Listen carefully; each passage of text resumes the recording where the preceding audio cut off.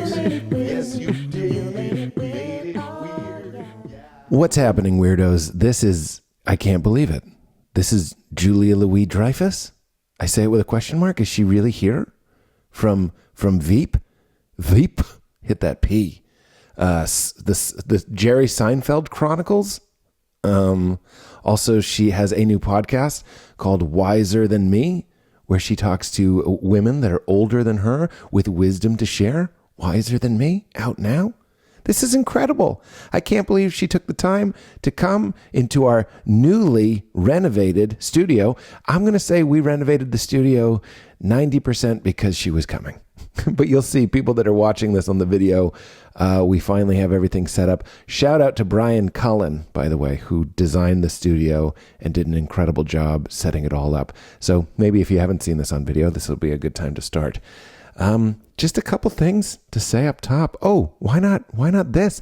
Here's a taste of the episode before I blab on about my tour dates. Here's a taste. I think because I'm in the television and then it turns out I'm small, people often want to hug me and pick you up and pick me up and put me in their pockets. Put you back in their televisions, really. Okay, now I'll blab on about my tour dates. I'm not even going to blab on. Just go to PeteHolmes.com. I'm on the road. Are you going to be in Madison, Wisconsin or Milwaukee? I'm going to be adding some dates. I'm coming back to Denver. That's not up yet, but I mean, whenever you hear this, go to PeteHolmes.com. I'm on the road. Come see if I'm going to be out there near you. Minneapolis, in the mix. And if you're going to be in Los Angeles, go to largo-la.com. I have a standing show there. It's one of the greatest joys of my life. And the next one is May 4th. Go to largo-la.com for tickets to that. And if you like the show, why not try a Pete's Pick? These are products that I actually use and actually love, like this one right here, one of our oldest and OG Pete's Picks. This is Alpha Brain. I'm holding it up, and I'll shake it for the audio listeners. Alpha Brain supports memory and focus. It's a nootropic. It's earth-grown ingredients that help you be creative, help you dial in, help you be focused. Anything that you do with your brain, Alpha Brain is my secret weapon. I'm not so secret about it. I tell everybody I have it in my coat pockets. I have it in my car. I have it in my travel bag. I have so many bottles of Alpha Brain around my office. It's a little bit absurd because it's not like caffeine. It doesn't get you jolty. It's not an upper. It just gives your brain the nutrition that it needs, as I said, from earth-grown ingredients, not a stimulant, to dial in and to focus and to work and to connect and to communicate and to recall and to remember. I wish I knew about it in college. I'm so glad I know about it now. And they happen to be having an even bigger discount than usual. Usually I say go to onnit.com/weird, and you can do that if you hear this later, onnit.com/weird. But right now, if you're hearing this the week it came out, Onnit's semi-annual sale is on right now with their lowest prices on supplements, fitness, nutrition, digital apparel, and more. That means 25% off Alpha Brain, 10% off kettlebells, and 60% up to 60% off doorbusters. This sale ends on May 14th, so hurry while supplies last. Go to onnit.com or learn more at onnit.com/semi-annual-sale. But I'm sure if you go to onnit.com, it'll tell you there and you'll get all those discounts. Or if you hear this after it comes out, go to onnit.com/weird and you'll always get a discount year round with our promo code WEIRD. All right, everybody, let's get into it. So excited for you to hear this episode. Julia Louis, she's here. What? I want to say that you're the first. We redid the studio, and it's like we sort of did it. We were like trying. You were the guest. We were trying to be done. Believe it or not, this is the redone. This is the redo? This is the redo. Well, I think it's good. I mean, yeah. You should have seen it before. I was going to say, there are some like scratches. Yeah, don't critique. Well, you just asked me if I'm a shit talker. Not to me. Oh, okay. We said behind backs only. When you leave, say to Charlotte and William. What a douchebag you are. I don't know how my personality came into question with this. No, I just want you to feel welcome. Thank you. And be excited. I'm very excited to be here. Are you really? Yeah, why not? I think you're funny. I like you. I like your podcast. Yes. And you're a podcaster now. Just get it out right in the top. I am. Wiser Than Me. Yeah. Available wherever. You get your podcast. You have to say it like you don't even know. I don't know. If you find out, tell me where I can find wiser than me. You can find it on Apple and Spotify and wherever else you get your podcasts. There's other ones, but we don't know them. I don't know who they are.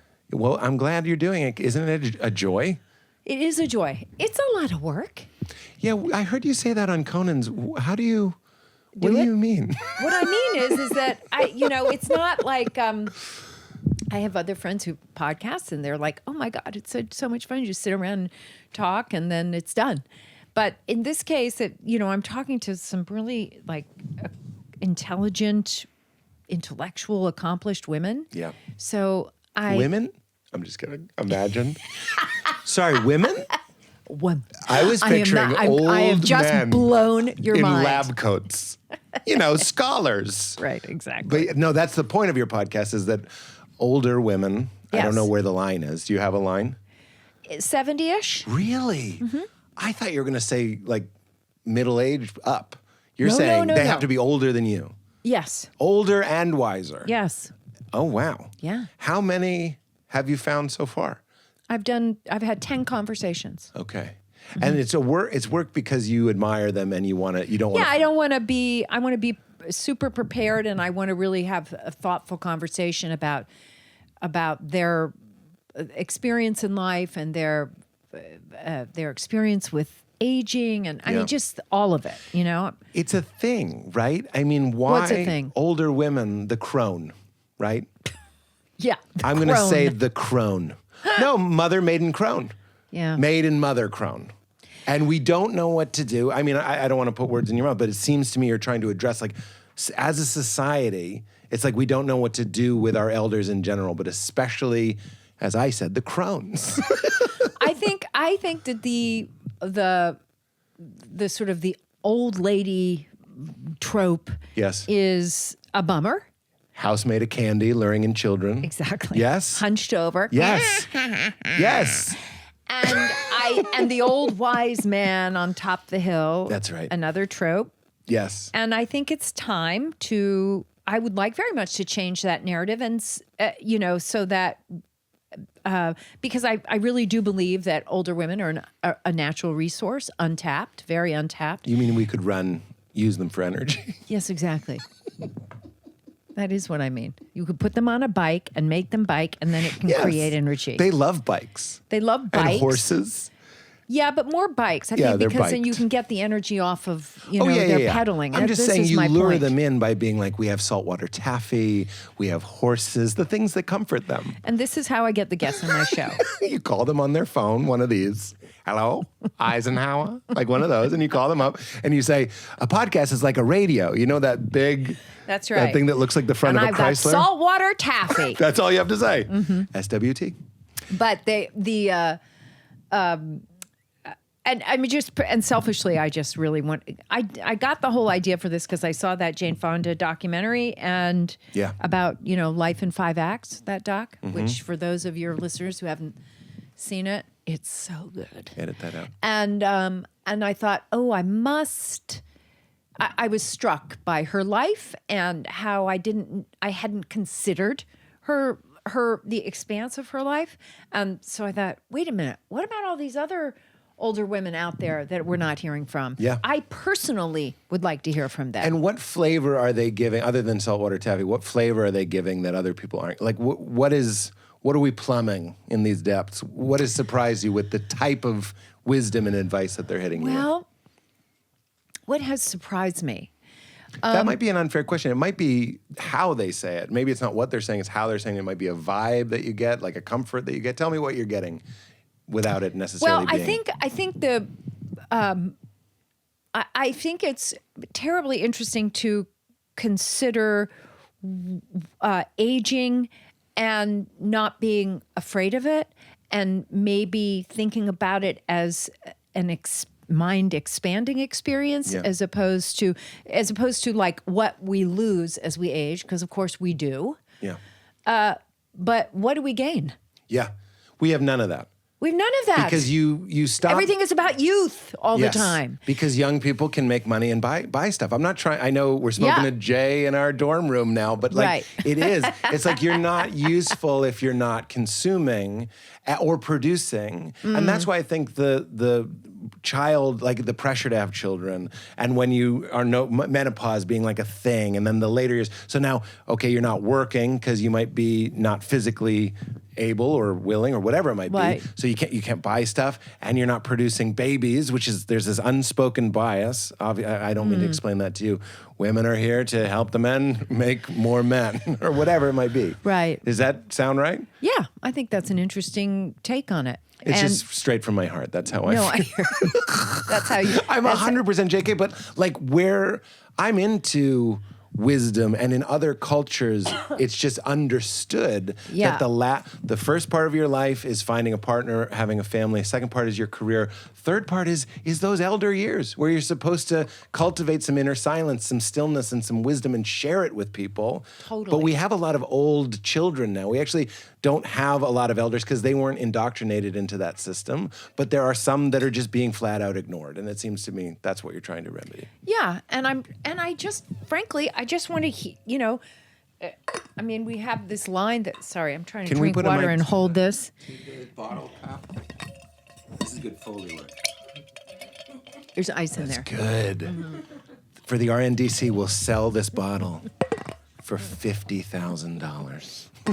Anyway, I can't remember what I was saying. It doesn't matter. It doesn't really matter. Tell me how you feel today, because nobody cares about your podcast. I'm just kidding. I'm just kidding. I'm just kidding. A little touch to say JK. But tell me how you're feeling. JK, why don't you just say just kidding? I mean, why don't we say automatic teller machine? Yeah, that's true. I won you over so quickly. Yeah, it was very quick. That was really, I'm pretty proud of myself. I'm curious just how you're feeling today, because like what is your team told me that you were working. Are you in a work mode? Are you in a flow mode? What's your life like currently? Let's It's start a there. total work right now. What is that? I mean, it's just a fuck ton of stuff. Just the podcast. I have a movie coming out in May, which I'm very excited about. A lot of stuff about that. Yeah. You know, What movie I mean, that? it's all very fabulous and wonderful. And how does that bleed fortunate. into your day to day? How are people nagging you about these things? Well, they're not. First of all, let's be clear. I heard you say nagging. No, you said it. Let's be clear. This is all good fortune. Yeah, of course. Okay. But like right before I walked into your house, I'm sitting in my car listening to premium content for an episode for the Fran Lebowitz episode. And then I have a photo shoot with People Magazine for the movie that's coming out. And that's happening, I think, tomorrow. I have to look at my calendar. Yeah, I understand. And so it's one of those things. And then, yeah. You're so in one of those times. it's one of those times, but these are good times. I understand. Yeah. Is that was part of my, because I just did I'm assuming your friend Jason Alexander, unless you want to give us a TMZ scoop that you can't stand that piece of. I would rather not comment on any of it. I saw JJ. I'm going to call him JJ. I saw JJ. No one calls him that. Nobody. Yesterday, because we both did $100,000 pyramid. How is my man? He's a delight. He's a grandfather. I know. Isn't that crazy? Yes. Isn't that wild? Yes. And he just looks like a little boy you just gave a piece of cake. Mm-hmm. That's how he always looks. Mm-hmm. And that's how he makes me feel. Mm-hmm. Like I just gave him cake. Mm-hmm. But speaking of cake, he looks fit and fabulous, and he was a delight. And he was promoting his podcast. So here's Conan, here's you, here's Jason Alexander doing podcasts. Are you happiest? Let's not get stuck in an interview. We're just two ladies chatting. But are you happiest when you're working? Like, is that your best place? Yeah. Yeah. And you don't really like it. What's it like when it slows down? Well, it's funny you should say that because yesterday at around 3:30, all the stuff stopped. And I didn't have anything pressing. And I had been on like, okay, what's next? What's next? Okay, click on that. I got to Zoom with them. I got to blah, blah, blah, blah. And then like 3:30 or 4, it was over. Yeah. Power out. And it is a little, but I don't quite know what to do with myself. I know. That feeling. Sometimes I walk around the house. I tell Val, my wife, I just sing out loud. I go, she is my life. Like if I don't know if that's codependence, but if it is, it's sweet. Sometimes I just shuffle around. I have to tell you something. I'm not sure your wife likes that, and I don't know her particularly well, but she loves it. She loves it. Yeah, she loves it. Okay, that's fine. Because she feels the same way. Okay. I watched this documentary on YouTube about this guy who lives in like some ice forest. It was horrible. I hated it. It was like a 20-minute YouTube documentary. This guy decided to live in the forest. Yeah. And I mean, when you say forest, it's not like the Shire. It's like he lives in the worst place. Why? I don't know. They didn't really cover that. It's like kind of like Thoreau, I guess. Oh, I like see. he's like, I'm out. I'm gonna just eat rabbits and melt Right, snow. but Thoreau was in a really nice forest. I know, a beautiful forest. Right, and so then what happened? Well, this documentary crew goes and hangs out with this guy. And the funniest part, I mean, quite a few parts were funny. Yeah. It was just treachery. The whole day is he goes out. He's also like 89. And he goes out into the woods and cuts down a tree and like has to dry it. And then he just uses that for the day's heat. This is a nightmare. And he'll maybe catch one rabbit, drink some snow he melted. And then the whole nightmare picks up the next day. So he had a little free time. And what he did, Julia, in his free time was he had all these cans, like old cans, and he just started playing them with his forks, like ding, ding, ding, ding, ding, ding, ding, ding, ding, like just pure madness. And I said, that's sometimes how I feel if like Val is gone for a couple of days and I'm just kind of like 8 o'clock rolls around, like ding, ding, ding, ding, ding, ding, like don't know what to do. Well, I'll tell you one thing I did. Tell me. I went to bed really early. Yes. What's that? What's early for me? I was in bed last night by like 8 o'clock. Oh, that's beautiful. It is beautiful. I love my bed so much. It's so cozy. I have zero judgment here. And only. I just turn on the television and I watch Jeopardy. Okay. You cannot beat that life. You cannot beat that life. Now, This is right. but You're wait a correct. minute. Just back to your Thoreau guy in the ice forest. Yeah. There's a show which you've probably heard of called Alone. Have you heard of this show? No, Katie's nodding. Have you seen it, Katie? Okay. Don't you think you should watch it? Alone? Alone. Yeah, it is a reality series. It's not naked and alone. No, it's not. So this is clothed. It's much more and alone? highbrow. Yeah. But it's people going out into the wilderness and it's I don't know, how many people is it? Katie, do you think it's like 10 people to start? And the whole idea is you're given very few tools, like practically nothing, and you are fucking on your own. And it's whoever is able. Mm-hmm. And it's just like what you were describing. It's like they really have to find their food, shoot their food, blah, blah, blah. It is, we got so hooked on it during real lockdown, during the pandemic. See who would peel off? Oh, I'm telling you, we watched like 3 episodes a day. We couldn't get enough of it. Wow. Yeah. And this guy is basically on that show for no prize or no glory. He's just, because the winner gets, I think, $1 million. Yeah. Or maybe $500,000. I can't really remember what it is. I'll tell you one other thing about this documentary. The whole time, it's like you can see them seeding a story that his windows suck. His windows let in all the cold. And you can tell this crew comes by with all the stuff. And they're like, and we decided to give, I don't know his name, a gift. And I'm like, of course they're going to fix his fucking windows. And they gave him like a mug or something. A mug? A mug with the name of the documentary company on it? That's perfect. It's like True Line Productions. Like, here, now you have a new bass drum. You have a new thing for your little kit. Ay. Let's shift gears from a documentary nobody cares about. Why? I think this is interesting. I actually do too. I'm going to take back that self-deprecation. I've been enjoying remembering it and watching you learn about it. Thank you. And feeling William, but not Charlotte. Charlotte's not interested. She's not interested. What is it? This is stupid, but will you... Yes, it is. I can tell already. I know, but I really want to know, as a human, how does it feel to be you? Meaning, my dad sees you at the airport. It's a whole thing. How's that going?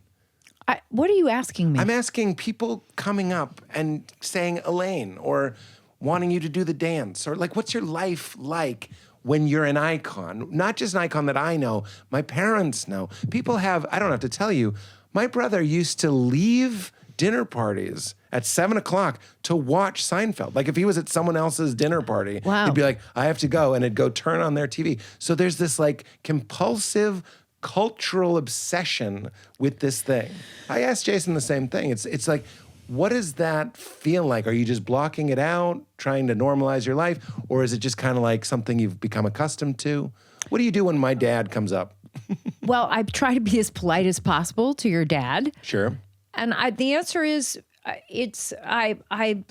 I'm used to it, and I try to live as normal a life as possible. I mean, the answer is I do all of those things. I'm Yeah. also a very private person, so, but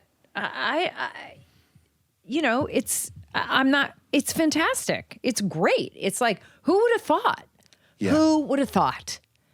And I mean, it's just nothing mean but good that it would have happened. And that it would be so warm. Nobody's coming up and saying bad things. Yeah, for the most part, I think. I mean, I'm sure somebody has at some point, but I can't. I'm reaching. well, anyway, whatever. No. We just watched you delete a memory. Well, no, it's all been positive. Well, I'm going to say something everyone who listens to this podcast knows I'm going to say this. But David Letterman said on Charlie Rose, he was like, I like being famous because it turns the world into a small town. And I can relate. I was just in Houston, Texas, and you walk around and people just say like, I love your comedy. That's nice. But what I'm trying to get at is Seinfeld, and I know you've done many, many wonderful things, but specifically Seinfeld is like this, it's like a dream the whole country had. And there's the lady from my dream, and we feel like we own you. I'm not saying that, but I heard Seinfeld say, Jerry, say, when you're on someone's TV, you're in their living room. Sure. So there's that. I'm sure it wasn't the first to say it. But you see Bono at the grocery store, you leave Bono alone. You see Jerry, you go up to him because that's your friend from TV. That's right, yeah. Do you experience that? I do. Yes. I definitely experience that. And sometimes it can be a little bit alarming. Yes. You know, when people really want to, I'm very short, and I know. people, I forgot you that. notice that. Yeah, well, I'm very tall. Yeah. How tall are you? Too tall. No, really. I'm 6'6". You are. My son is 6'5". So Okay. I'm used to these tall people, but I am not tall myself. And so people, I think because I'm in the television and then it turns out I'm small, people often want to hug me and Pick you up. pick me up and put me in their pockets. Put you back in their televisions, really. It's like when that little kid said to Mr. Rogers, how did you get out of my TV? I know. Isn't that the cutest? Excuse me, how much do you love Mr. Rogers? 10 out of 10, I believe. 10 out of 10. You know who else is there? Nobody. The No. best you can do is a 9. Nobody's unseating Fred. Oh my God, he is just such a dream. Every time I watch any clip of him now, I just start crying. I know, because I feel like it's slipping away. Like what he was grasping at, that kindness and that simplicity. Who is And that shepherding quiet. that and that quiet Yeah, for young children? I know. Remember when he was like, let's see what a minute feels like? And he had an egg timer set to a minute and he just sat there and that was on TV. I mean, I tried to get my daughter to watch it, but she lit a mattress on fire and flipped it around. She was like, this will not hey, did stand. you ever do that? You know that thing that's all over the internet? That you can see people doing it all the time, where they say that the behavioral trick with your kid or kids, where you say, "Okay, here's this piece of chocolate, and I'm going to walk out of the room and don't touch it." And then when I come back, I don't know why I haven't done it. How old are your kids? She's 4. You could do it. We could do it now. It's a great time. I have a strong feeling. Leela is a strong-willed child. She's going to eat that chocolate. Well, and so then- that would be so interesting yeah. to know. Yeah. I don't mean put it up on the internet No, I or know, anything. for us. Just for you. Just for us. And if But, I you were say- you, I would tape it though, just Of so you have it for your course. family archives. And you go, if you don't eat it, I'll give you 2. You could do that as well. But if you do eat it, you only get that 1. I think Leela's just like, she's a real pull the ripcord. Like I'm Pull it eating now. Smoke them if you got them. She's got that vibe. She's got like an old, I can't even call it. I've never met anyone like her. I know, I don't know many 4-year-olds, but just her essence is like, are you? She feels like an interdimensional being who's the first time trying to be like a person, but she's very wise. Right. But she's like, for the first time, I'm going to see what this bullshit is. And she showed up and she's kind of like, she gets frustrated. Like, what is this? Like a lot of the time. And I'm like, I know. Like how much of life, parenting, is telling your kids like, I know. this is crazy. Like what we put up with, Right. the uncertainty of it, the irregularity of it, the Right. unfairness of it. Right. But just like going back to the dream thing, it's like we're all having this crazy dream, and you and I as grown people have gotten used to it. You're like, well, there's gravity, and there's hunger, Right. and there's sleep, and sometimes there's completely uncalled for anxiety, Right. like just for no reason. Right. And we've gotten used to it because we've done it for so long. But they just showed up here going like, I don't understand, and we're like, I know it's crazy, and you just kind of have to. I know, and it's fun to help be them. able. First of all, how much pot did you smoke before this conversation? None. None. Okay. This is The- a natural high. Sorry, I have to do that to camera. This is a natural high. Thank you. Yes. But what's so great about having kids is when they see things for the first time, and then you get to see it the same way. Yeah, that's right. It's so thrilling. Because they're as excited as we should be. Yeah. But I think there's a neurological reason for that, is our brains have adapted. Not just our psyches or our personalities have adapted and been like, well, life is sometimes unfair, or sometimes you're anxious for no reason, but it's also visually editing out things that aren't important. Isn't that Right. why? And her brain isn't doing that. Right. So speaking of drugs, that's one of the things that drugs can do. Certain drugs, psychedelics, for example, will stop that process, and you will see a flower in all of its beauty or whatever, and that's really not helpful. You know what I mean? Like it's fun, but it's not helpful. That's why your brain goes, don't show them the flower. But when you, and marijuana is a mild psychedelic as well. So when you're stoned, you can see a flower in a different way. I remember a long time ago, I took one of my sons to the car wash, and he'd never been there before. I mean, he was young. And so the car was going through, and we were watching at the window, One of the drive-through ones. So fun. and he started to cry. Wow. What are they doing to our car? Yeah, what is this felt octopus? Yeah. He's He found- not wrong. He was terrified, and I was like, "Oh my god!" This is But that's an example of what I'm. Yeah, right. You're hearing me perfectly. Yeah. You and I. What about the dentist? Oh, He's going to please. chisel your teeth. Or the doctor, he's going to poke you. Don't Right. worry. It's just to inject you with something Right. that's going to change your Right. cellular, whatever, cure a disease, whatever it might do. That's insane. Or Right. bags of fluid. The number of things that we're overlooking, it takes a whole day to forget them. Yeah, or an hour. Did that just I'm take you to a tired. heavy place? Yes. That were was it bags of fluid? Yeah, that was it. Well, the first time your kid cuts themselves and blood starts coming out, and you're just, are you queasy? Are you queasing her? No. I'm not. You're Are not? you? No. No. Do you want to blood sport? No. Okay, just kidding. I thought maybe we would fight to the death. That's weird that you said no. But the first time she starts putting together what she is, or that she's a skeleton, Oh yeah. weird.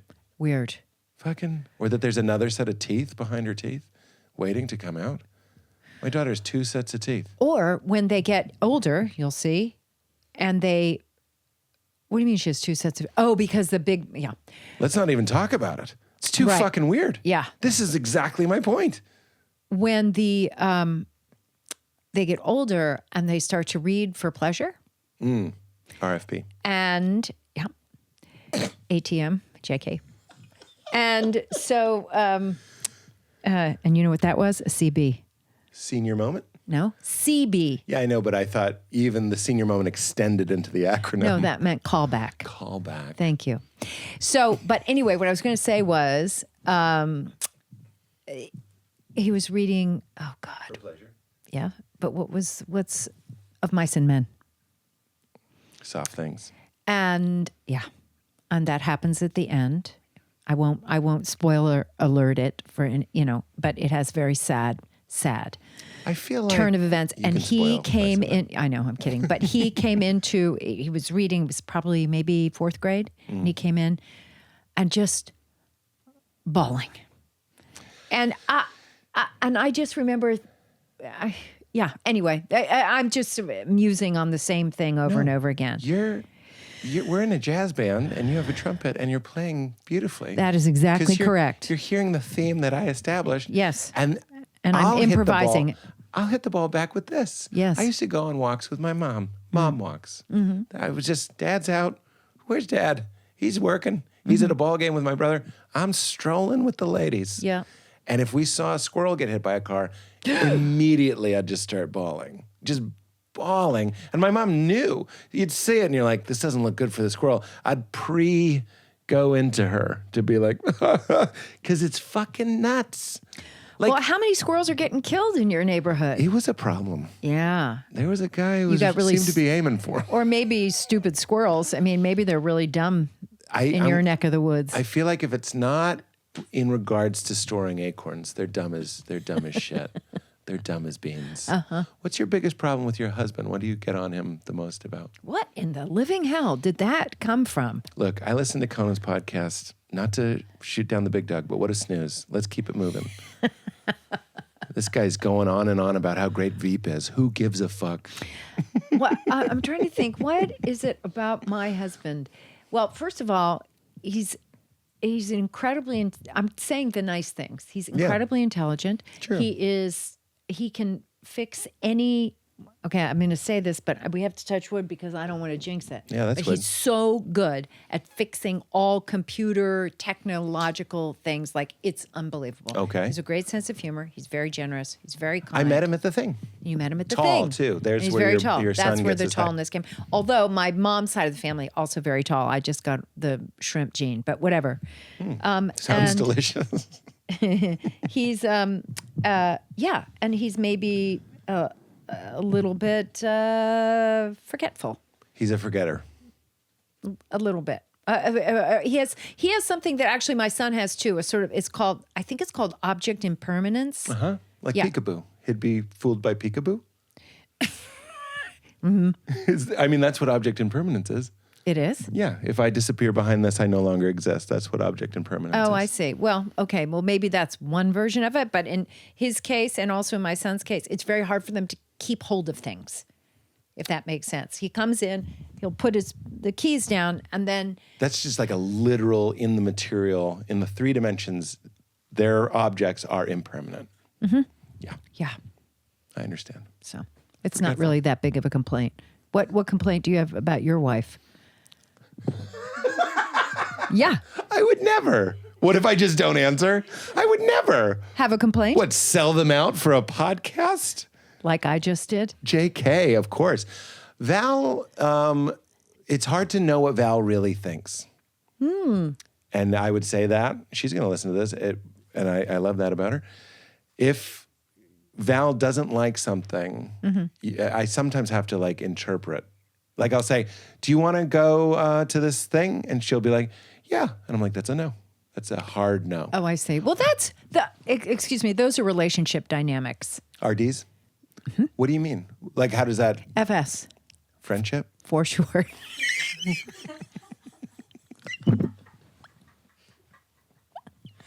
Tell me more, for sure. You mean that's normal for a relationship? I think to a certain extent. Here's another example. Yesterday, we're dropping Leela off at school. I know Val has to pee. We were coming back from LA to get Leela at school. She's talking about how she has to pee. I have to pee. I'm going to explode. I have to pee. We pull into the parking lot. We get out. There's one of the kids' moms. I blow right past him. I'm going to go get my daughter. Hi, nice to see you. Val starts talking to them. I almost was like, I know, like her lawyer or her Secret Service, I should go, she has to pee. She has to pee right now. I go and get Leela. I sign her out. I come back. She's still talking. I yell, Val, go pee. That's one of the things that I'm like, it's not like a big problem for me, but I'm like, she would admit she needs to get better at going like, Pee. I need to pee. You know what I mean? And was she happy that you said that? Yeah, I think so. I think we help each other out. We have a good, I called our relationship yesterday the perfect Arnold Palmer. Oh, nice. I think we got a really good blend. Oh, I like that. You seem to have a good blend with your partner. I do. How does he deal with because Val, I don't want to say she coddles me, but she knows that this business has ups, downs, has the 330s where everything shuts off. Yeah. Does he do well is he a steady Eddie or is he also like? Total steady Eddie. Tell me. Always has been. Always has been. Yeah. Just because he's an intellectual guy, has a lot of interests. He's just, I mean, I like to be with him, you know? I like to be with him. It's the nice. key to a successful relationship. Yeah, I just like to be with being him. with them. Yeah. And you probably, I'm putting words in your mouth, but tell me if you agree. Yeah. You feel more yourself with him There's not you're not putting on a show. You can go now, just Julia. Yeah, and you know what else too? Like I've had occasionally I've been away and I've been on location shooting something, and he hasn't been able to be with me. And after a period of time, it's hard for me anyway. I mean, we've been married a long time. We've been together a long time. To be by myself past a certain amount of time. Yes. Yeah, it's like yeah, guy in the exactly. snow. And I might get some of those cans because Yeah. I have to go to it. Away in a couple months, and I have to be gone for a while, and I think I'm going to get some cans and sticks. Yes. Look, feel free to dodge. I think it's a beautiful question. It's sort of a classic question. But I know I got into show business because I like the way I feel when I'm being engaged with. Like I like being heard, and I like hearing people. And I grew up in a house where I was sort of like, does anyone hear anyone? Like there was like that's the classic part. Are you in touch with what, and it doesn't have to be bad, but like what drove you? Because there's sort of a compulsive quality to wanting to perform, to wanting to make other people laugh. And I know that's a classic, shrink thing, but I'm interested in if you're in touch with that. Well, I think that it is the pretend of it all, pretending to be a character and really getting just like down and dirty with it and really rolling around in a role. Yeah. Is good for my psyche. And maybe because I think it was sort of a savior to me as a child. And it was almost in a weird way centering. And so, and I just feel very comfortable being challenged by the experience of pretending to take on a character. Is it like a bubble experience? Yeah. Yeah. So the outside world Falls off. falls off. Yeah. And of course, that's very comforting. Again, feel free to dodge, but what was it? What does it feel like when you're not in that bubble? I'm a highly sensitive person. I get freaked out. I like doing stand-up comedy, but if you think about it, stand-up is an incredibly controlled circumstance, just like being on set.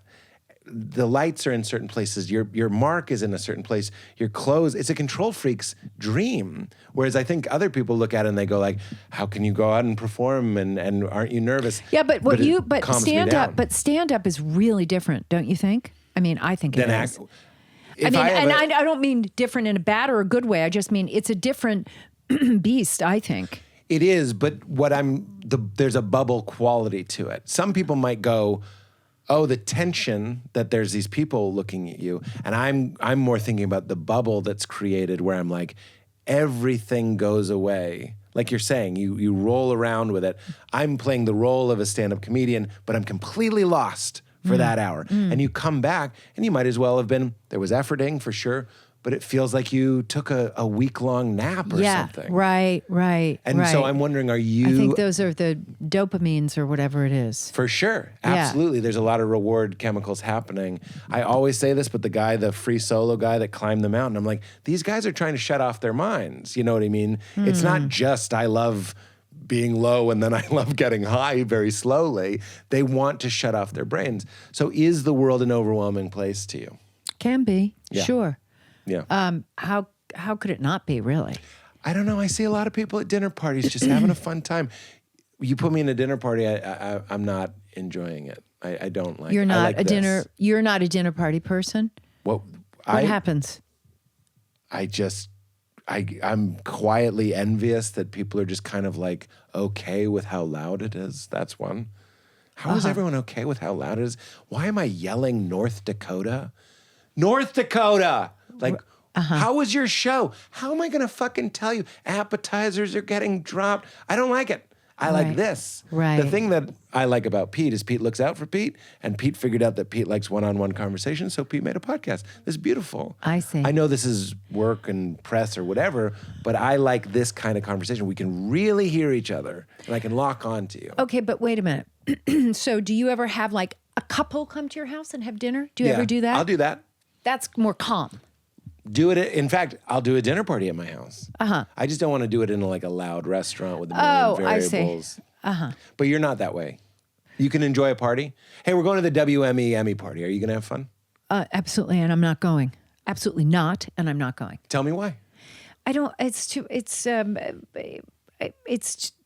businessy. It's too Phony? Yeah, of course. Yeah. I mean, I understand people have to go to those things and, rub elbows and all the rest of it, but I would prefer to skip it. Okay, we're going to a party of my friend. We're good friends in this scenario. Yes. And I'm going to a party, but you're not going to know anybody. Just kind of like a regular party. Are you going to enjoy that? But I don't know. What does regular party mean crowded, anymore? like picture a party in a movie. There's a punch bowl. No, I'm not going to that party. Sorry. Okay, yeah. I'm not. And tell me why. What are the feelings that make that? It's just I'm already sort of feeling tired. And what is the tired protecting? It's a lot of work to go to a party like that. Yeah. I think, And it's exhausting.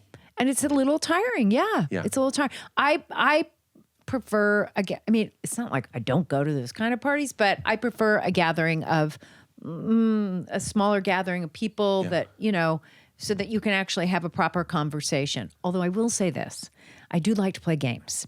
Games are great. Games are great. Because isn't shooting a movie a game? Totally. You know what I mean? It's the same thing. It's a structure. Yes. That's why I love being on set too. It's like we're all pointed in the same direction. Yes, we we're have all the on same this goal. team. We're all on this team. Yeah. That's right. Totally.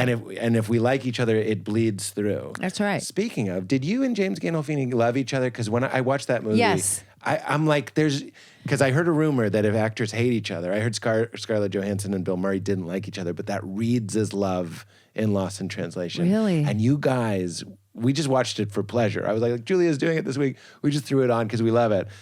Please tell me that it was as much of a joy as it seemed to be. It really was, and that's really what he was like. I believe it. He was very much a dear, kind of tender guy with a lot of insecurity. Interesting. Yes. Yeah. And quiet, like kind of soft spoken and yeah, and a little bit. He could be a little combative, like with material. You mean creatively combative? Yeah, I don't mean he was misbehaved, but I do mean he was resistant. That's the word. What a great term. That he was misbehaved. No, but he was resistant to sometimes to direction that Nicole Holofcener wrote and directed that movie. And sometimes he would be resistant to trying her suggestion directorially or a particular line change or whatever. Right.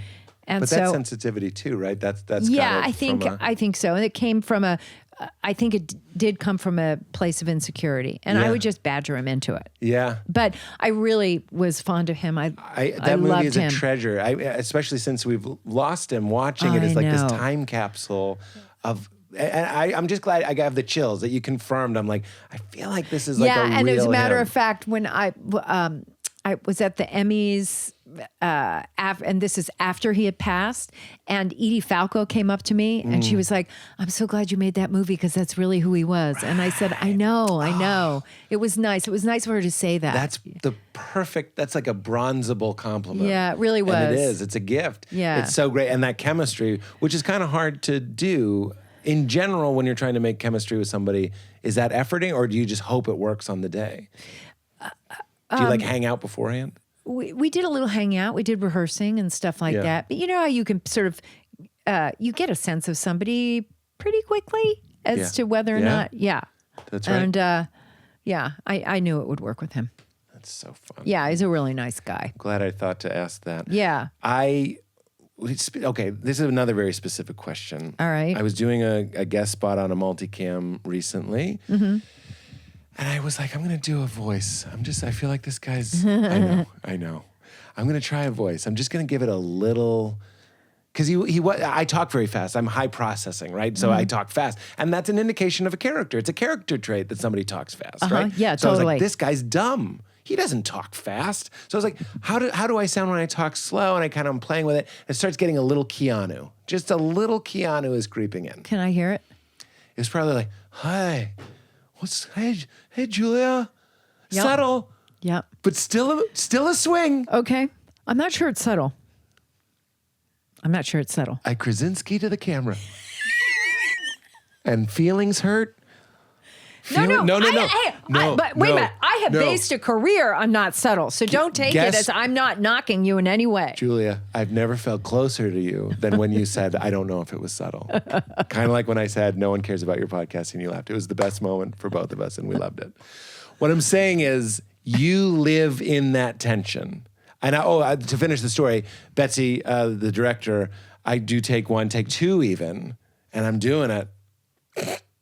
And she comes over, hey, and she just Pete. goes, she's a pal of mine, and she just goes like, it's getting a little Bill and Ted's. That's what she said. And I just dropped it. I wonder how many, your job is to take risks. Yeah. And it's fucking embarrassing and it's difficult. Yeah. And does that bring anything to mind? A time when you made a move that you weren't sure about? Like, is it gonna play? Did someone ever have to course correct you to protect you from doing something that was dumb? Oh, I'm certain of it. I have, I'm trying to remember, I wish I could give you an actual story here, but all I was ever doing was trying weird, bizarre things with the hope, of course, that they would land. But, you know, a course correction. I'll take you off the hook for an anecdote. It's more like you relate to the feeling of like, do you get a little nervous? You're like, I'm going to do this thing and the writers are here. What if it's the wrong play? Oh, my God. Yeah. Because you seem so forged in steel. I'll give you a specific. No, I'm not. I love it. It I'm makes me definitely feel, not. I'm definitely not. I don't think people know that. I mean, I have a lot of experience now under my belt, so there's certain things I do sort of have a sense of. But when you're trying, you know, new shit out there. Yeah. It can be a little Bill and Ted. Ooh. I just put us in the same category. But it can be. We're the same. No, it can't be. Yeah, no, it can. But what I think is funny is if you go back 21 years old, SNL, youngest female or just youngest all time? I'm not sure. I think I heard youngest Eddie. female. Oh, but no, not youngest of all time because I think, Eddie Murphy was in utero. no, I can't remember the guy's name. But anyway, the guy was dating all those girls. Pete Davidson. Yeah, I think he's the youngest. The guy who was dating all those girls. I love that. Can you cut that out? You cannot. I forbid. What's wrong with the guy that was dating all those girls? That is the best. Neil Brennan, somebody asked Neil Brennan, they were like, are comedians in trouble? And they're like, Colin Jost is dating Scarlett Johansson. Pete Davidson's dating Kim Kardashian. I think they're doing fine. Like, can we stop acting like they're an endangered species? But yes, we'll take it out if you want. Whatever. Anyway. I don't know. Here's my question. Yes. You're 21 years old. I watched you on SNL just to, remember. And what I really, what's up? I just already that you're just watching it. I just am dying on the inside. But Really? carry on. Here it comes. You're going to love it. No. No, I think you're going to like the area. Well, let's go. Go. I was struck that your voice, literally your voice, the way that you talk on Veep now as I'm talking to you, which is a very funny way of talking. You know what I mean by that? I don't mean it's like a joke. I mean like there's a musicality to it. It's engaging, it's interesting, and it's unique. Just like your heroes. Lucille Ball, just to make it less exotic, I am also speaking in my comedic affectation, which is based on research. This is how you get people to listen to you. You have to modulate, you have to change. But you have a very specific, I know I sound like Tony Robbins, get them listening. But you, 21, I'm like, surely she had a lot to learn, but there you were. I saw the Julia that's here today, even at that age. Really? I did. Meaning anyone listening to it would go, that's Julia Louis-Dreyfus. Even if they didn't know you were on SNL. And there you are, 21. Tell me a little bit about where are you putting that together and where are you trying it out? I know you have your heroes, but where were you building that voice before you got SNL? I never thought about a voice. I just mean your artistic voice, not I know I was talking about literally your voice. Oh. I mean, are you kidding me? I was doing it from the earliest age possible. I mean, For your friends and family? Totally. We did shows in the basement. We charged my parents to come down to watch. And they were excellent productions, by the way. Yeah. What are these shows? I had a theater troupe. We called ourselves the University Players. This was with my neighbors. Yeah. Oh, you cast a wide net for the talent. Totally. It was a massive casting call. And also I had a modern dance troupe called Julia and the Umbrella People. And why Umbrella People? I don't know. I thought it sounded pretty groovy. I mean, it does. You're very close to like what they would call something off Broadway. You know what I mean? Like you nailed it. Yeah. Thank you. Yeah. And so, our big claim to fame was a production of Sorry Wrong Number, which was which was sort of a thriller. Wait, what did you get from my face that you said, yeah, right? Yeah. Only delight. Okay. Only Well, anyway, delight. Sorry Wrong Number. Did you write this? No. It was Sorry Wrong Number was a play and also a film that was from the early 1950s, I believe, and our team over here is going to be Googling that for us as I'm talking to you, and they'll get back to us shortly with the correct information. And I played Mrs. Stevenson, who was the lead, who is someone's breaking into her apartment. She's an invalid, and she is trying to get help. And so that was the play that we did. That's heavy material for children. No kidding. It's super heavy. But I had 5 and 6-year-olds in it. I swear to you, I did. And they were fucking their lines up, and it really pissed me off. You were into it. Oh, yeah. Can I? I mean, for real, I remember this one kid, he didn't say the line right, and I was like, God damn it. Yes. And he was 5. Oh, my God. And that boy grew up. He's actually quite fine. I relate so hard. Do we have the year? Oh, I'm sorry. The movie was 1948. 48, so it's the 40s. Let my employee look it up for you. It's okay. Whatever meme you're sharing. They're going to Barbara Strum face cream, which is what I need. At least they better be. Yes, that's just a reminder that she wants the light. Is it the light? Classic. Yeah. Which is another word for light, I believe. No. Okay. Felt like that could have been delivered with less attitude. Can we do another take on that? That's the only one I got. I relate so hard. I made little VHS camcorder movies and took them very seriously. We made a movie called The Kerminator, which was Kermit the Frog in a Terminator 2 jacket because Terminator 2 was out. Perfect. And my friend Ern, I still make fun of him for it. His name's Aaron. We call him Ern. One of the lines was, let's just say I watch a lot of MacGyver. And I didn't know the term, but I wanted him to throw it away. Motherfucker does it to the camera, ruins the joke. He goes, let's just say I watch a lot of MacGyver. I'm like, but we didn't do takes.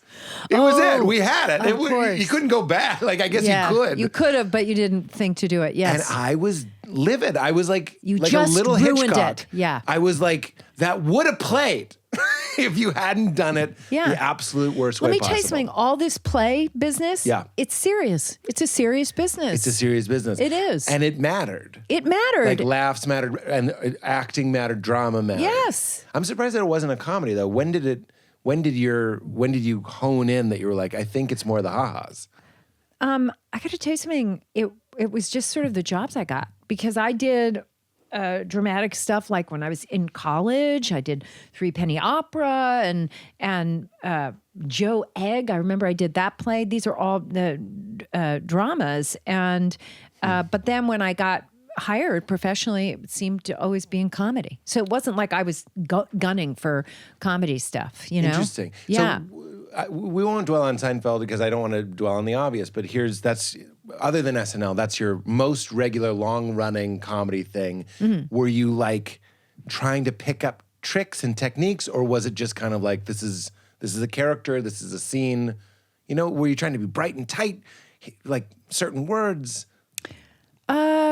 I don't know what you mean. I don't understand the question. I'm not kidding. What? were you looking at it like just another job, or were you like, let me really learn about comedy now? Let me study the techniques and the moves and the tricks, really, of the greats so that I can like hack my way into a better comedic performance? Oh, I think I was studying without realizing I was studying. I mean, because I grew up watching, Lucy and fucking All in the Family, and that was and Mary and films. I mean, I was all I was about was watching these things. So that when I think, in addition to just the experience of being an actor, by the time I got to set, it was like that was just sort of baked in, all that stuff. Doesn't mean I knew it all, but it was in there. Oh yeah, and it was really about not so much. Oh, and I'd also done a lot of improvisational work when I was in Chicago. That's a huge skill set to bring to any work. Were you doing scripted Second work. City? I did Second City. Oh, wow. I did Practical Theater Company in Chicago, and so that's just like a major skill set to bring to any work as a character, drama or comedy, by the way. Of course. Yeah. You were in a main stage review at Second City? No, I wasn't. I was in the touring company. Oh, the Torco. Yeah. Oh, wow. Yeah. Were you? No, I was summarily rejected. That's all right. It's okay.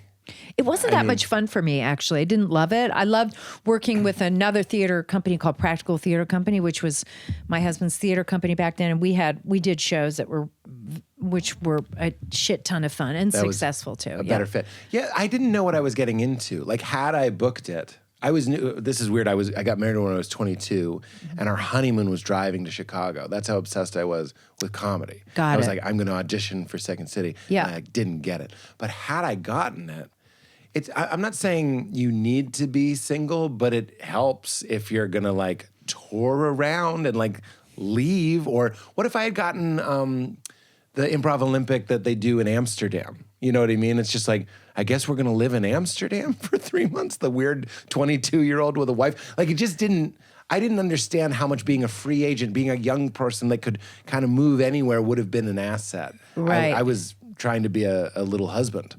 Got it. Which was super weird. Yeah. So you got it, and is that what you didn't love about it, was all the travel, I'm assuming? Oh, it wasn't well run, and we were doing other people's material, and everybody was insanely high, and there were a lot of drugs, and it was a lot of people there was a lot of bitterness and infighting and competition. It was not my cup of tea. I much preferred where I'd come from, and then where I ultimately went to. I mean, and that's what by the time I started working on Seinfeld, the beauty of it was that it was a proper ensemble, and everybody was very much just trying to work together to elevate what was phenomenal material, but enhance it even further. And it was teamwork, and and that was just sublime. Of course. This episode is brought to us by our friends at LMNT, Element, my newest morning routine, which I absolutely look forward to and love, because healthy hydration isn't just about drinking water. It's about drinking water plus electrolytes, because you lose both when you sweat. So both need to be replaced to prevent muscle cramps, headaches, and energy dips. Also, there's neuroconnectivity things going on when electrolytes are flush in your body. Most people are only replacing water because they always told us to drink 8 glasses of water per day, even if you weren't thirsty, but that's actually a terrible idea. It dilutes blood electrolyte levels, especially sodium, which can lead to headaches, low energy, cramps, confusion, or worse. So the solution to getting through your workout and just getting through your day with proper hydration to optimize your body and your mind is Element. LMNT. I just got obsessed with their chocolate flavor. I didn't think I would like it for some reason. It is my absolute favorite. I've started drinking it hot, which is incredible. Element is a huge part of my wellness program. You mix it up. Watermelon salt is my other favorite flavor. Good to go. No sugar, no artificial junk, just a packet that you pour into the water, stir it up, and off you go, providing the optimal ratios for sodium, potassium, and magnesium for health, performance, and energy. It also tastes incredible. And Element has come up with a fantastic offer for us weirdos. Just go to drinklmnt.com/weird and use promo code WEIRD to get a free Element sample pack with any order when you order. And if Element doesn't exceed your expectations, they offer a no questions asked refund policy. You don't even have to send it back. So support your body, support the show. Go to drinklmnt.com/weird to get your free sample pack with any purchase and see how good proper hydration feels coursing through your body. I friggin' love it. Drinkelement.com/weird. Sorry about that. We're also brought to us by our friends at PYM Choose. Prepare your mind. PYM Choose help you manage feelings of stress, anxiety, and overwhelm. It is a wonderful tool when you are feeling worried, stressed out, or as we like to say on the show, you have just a bee in your belly. You can't settle in, you can't face your inbox, you can't face that workload. PYM Choose, 2 delicious, naturally flavored, no sugar added chews, and in minutes you start to feel more centered, calm, and control. This is my go-to when I can't face my workload. I just can't open up the laptop. I actually have them right here. Wasn't even planning that. I pop in 2 PYMs and within minutes, I am ready to get into flow. When I first tried them, they were so incredible. I thought it was too good to be true. I bought subscriptions for my mom and my brother. Just so happy that anxiety and stress have a natural, non-addictive, non-psychoactive solution. I take it, as I said, before I'm working. I sometimes also take it in the morning just to ease into whatever I'm up to, or at night to wind down. How do they do it? PYM Choose are comprised of proven amino acids and complexes and adaptogens that help support your body and your brain's ability to organically support and manage and tolerate stress, anxiety, and overwhelm. They also make mood magnesium, which helps me fall asleep at night. I take it at night after my PYMs, sleep throughout the night, and wake up feeling rested. So mood magnesium, which includes the 3 magnesiums with the most evidence to support their effects on stress and sleep. Everything on their website, guys, is going to help with these things, but especially the mood chews, which I love, and mood magnesium. So help your body fight off stress and overwhelm and sleep more deeply with PYM and show your support of the show. Go to youcanpym.com/weird and use promo code WEIRD for 15%. That's UYOU as in you. You can PYM, like prepare your mind, youcanpym.com/weird and use promo code WEIRD for 15% off. Last but not least, we're brought to us by our friends at Sunday Lawn Care. If you're like me, you love spring, but you may not love figuring out how to take care of your yard. Does anyone else stand in the store wondering where to start? Well, that's where Sunday Lawn Care comes in. Sunday is everything you need to get the lawn you have dreamed of. This spring, go to getsunday.com/weird. Enter your home address and get a customized plan created just for your lawn. I did it. It's super cool what they can do. All online within minutes. No trips to the store or hauling heavy bags since they ship straight to your home. Plus, all you need is a hose to apply Sunday. Leela actually does it with me. We attach it to the hose and just spray it on, fertilizing the whole lawn in less time than it takes to watch an episode of your favorite TV show. And they only use ingredients you can feel good about. No harsh chemicals, no long waiting periods, or trying to keep your kids and your pets off the lawn. Simply apply, let it dry, and you're back to enjoying your yard. Best of all, Sunday is easy and affordable. Some lawn care services cost more than $1,500 a year, but Sunday's full season plan starts at just $109. And listen to this. This is a new offer. For a limited time, Sunday is offering weirdos 50% off, half off your first box. So you can get started today for as little as $55 when you go to getsunday.com/weird and 50% off your first box. Go to getsunday.com/weird. All right, everybody, back to Julia Louis. I shot something last year on Stage 9 at Radford. Oh, you did? And the DP, Wayne, was your DP. Oh, really? Yeah, Wayne yeah, was there? Yeah. Wow. And I would ask him a lot of Seinfeld questions. I won't ask you, but the one thing that stood out was that you guys didn't improvise, which I didn't do alts even. I mean, like I thought right. It was like kind of 1, 2, 3. That's what he said. Well, I mean, we would play around during rehearsal and things would happen that would, if they worked, they would get folded into the script. I see. But it wasn't improvising like we did on Veep, which was a lot. But again, we had a script on Veep, but a lot of improvising that was sort of folded back into the stew of the material. Right. But on that show, but I mean, these evenings would go late, the shooting. I can't fucking remember what we were, why it would go so late. I guess because sometimes, maybe sometimes scenes weren't quite working and then there would be rewriting there on the fly. The Sea Was Angry That Day, My Friends, was written like 20 minutes before. Right. And I remember that story. Did that ever happen? Did you ever have to learn something very, very quickly? Oh, yeah, I'm sure, but I can't remember a detail like that. That was an amazing moment. Yeah. No, I didn't know anyone could learn a monologue that quickly from the story. Apparently, you just read it through a couple times and just... Well, it helps when something's really well written, which That's that right. was. Yeah. And if it's very well written, sometimes it's pretty easy to memorize. That's right. The lines are sort of linked, Very clear. linked together. Yeah. The other sort of synchronicity, so Jason was on Pyramid yesterday, and so was Rosie O'Donnell, who I didn't know also auditioned for Elaine. I just kind of thought that was an interesting little synchronicity. Right. Yeah. Right. Isn't that wild? Yeah. Would you tell me about the audition process? Do you remember? I mean, if Yeah, it was not intense? really an audition because what happened was, I mean, it was and it wasn't. I had been on SNL and I was on it for 3 years, and in my third year, Larry David was on it, and he, yeah, Too late. and Larry and I became friends because we were really both pretty unhappy at SNL, and he wasn't getting his material on, and they weren't using me, and I was,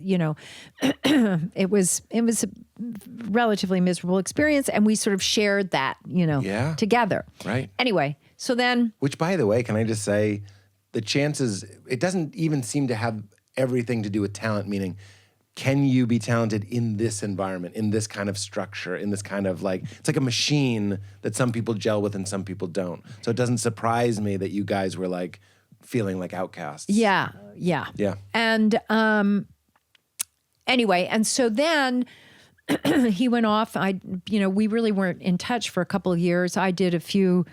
What was I do? Oh yeah, I did a series or whatever in LA. I moved here and did that, and then all of a sudden it got picked up. It was it was with Gary Goldberg's company. It was called Day by Day. I did that for 2 years, I believe we did it. Anyway, whatever. What kind of show was it? I'm sorry. It was a sitcom. It was a sitcom about a daycare center, and I was the snarky neighbor. No way. Yeah. So you were kind of in the system. You were in. I was you were a on little the file. bit. I was in the system. Yeah. That's right. And actually, I had a lot of fun doing that show. Yeah. And so anyway, and then that show ended, and then my agent called and said, Larry David's written these scripts, and they'd love for you to read, blah blah, 4 scripts. They'd already shot the pilot. I wasn't in the pilot. Yeah, I remember. And so, And Kramer has a dog, and his name's Kessler. and so I read those 4 scripts. And I was blown away by the material, but I didn't have a lot to do in 2 of the 4 scripts. But the material was so fucking weird and out there and so unlike anything that was on television at the time and of course I knew Larry. So I went in to see Larry, and Jerry was there, and I kind of recognized Jerry because he was a stand-up, like he had done Carson and stuff, but I don't know I didn't know the stand-up world at all, but anyway, we just hung out. He was eating cereal. We were just hanging out. And then Sorry, Jerry, that sounds like you're making it up now. No, but He's I swear eating to you. cereal. No, Larry's no. complaining. right. But I mean, it did have that vibe. It was Yeah. They were being who they are. They were being who they are. It wasn't like, executives that you're going in front of, la, Yeah. la, la, la. Yeah. And so then Jerry and I went into an office and we read the first scene of I don't know I can't remember what episode it is. Maybe it's a stakeout. I don't know. Anyway, we just sat on the couch and read this scene. And we were joking around and laughing. And that was the end of it. And so then I left the offices, and Larry came running out and he said, "What do you think? Do you want to do it?" And I said, "Yeah, but I was actually." Wait, they didn't let you leave. They didn't what? They didn't let you leave. You're trying to leave, and he runs out. No. I was walking down the sidewalk. He came out after get me. you.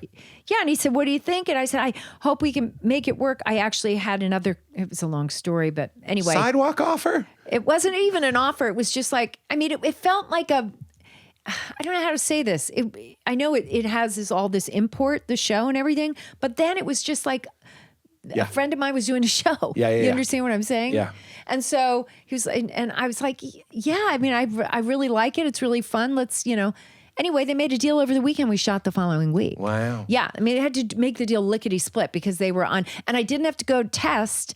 They do these test deals in show business, and I didn't have to do that because NBC already knew me from SNL and from this Day by other Day. show from Day by Day. Which helped. It did help, actually. So you and Jerry must have had chemistry. I mean, you must have been Yes, laughing. we did. Oh, yeah, we were howling laughing. Yeah. Really? Yeah. And the director, Tom Sharonis, was in that room. So he was sort of watching us do the scene together. It was fun. It was the scene in which he says, you want to go out to eat? And I said, I you say, don't want sure. anything, yeah. And he says, where do you want to go? And I say, I don't care. I'm not hungry. It was that scene. Yeah. Yellow But even Jacket. that line, that I don't care, I'm not hungry, it was like, huh? Is that a joke or not? It was like, it's just weird. Yeah. And it was, I really, I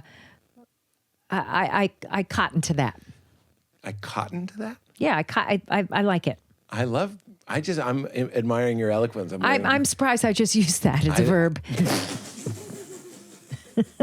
Were you making each other laugh in the scene, or was it an off-page chemistry, or both? I think it was both.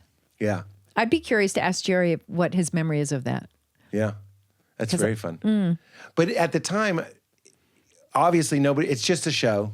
It's just your friends. It's a small pickup. It's a 6-episode. Four, my friend. Episodes. So there's the season was 4? 4. It was like, this show's going nowhere. It's going nowhere. Yeah, it's real. like it's a replacement. It's a mid-season kind of. They snuck it in through late night programming. I'm telling you. And never would have. And I thought after we made those 4, I thought, oh my God, this show's so good. They're too stupid to pick it up. Because Yeah. I thought it's just so unusual.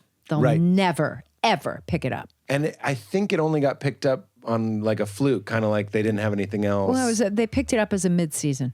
Right. Oh, you mean after the 4? Yeah, then we did 13 episodes. Okay. So you had a time off of an uncertainty. Yeah, I don't really remember it very well. Neither do I. And I really, it's on me to have done that research, so I'm embarrassed. Oh, well. But it's on me. It's my life. I can't fucking remember it.